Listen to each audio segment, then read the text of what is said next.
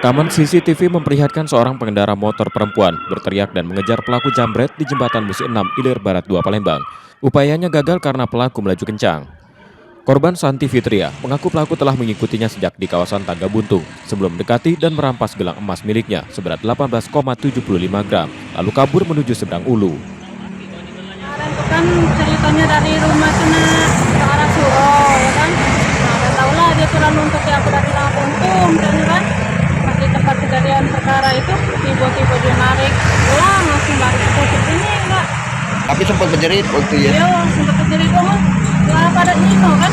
Cuman mungkin nak nolong yang mana kan? Kalau itu kan? Gelang apa yuk? Gelang ini apa? Kita modern Emas. Emas. iya, emas. Kejadian tersebut telah dilaporkan ke Polda Sumsel dan kini menunggu proses penyelidikan polisi. Reski Oktora, Moklas Diferensial, Kompas TV, Palembang, Sumatera Selatan.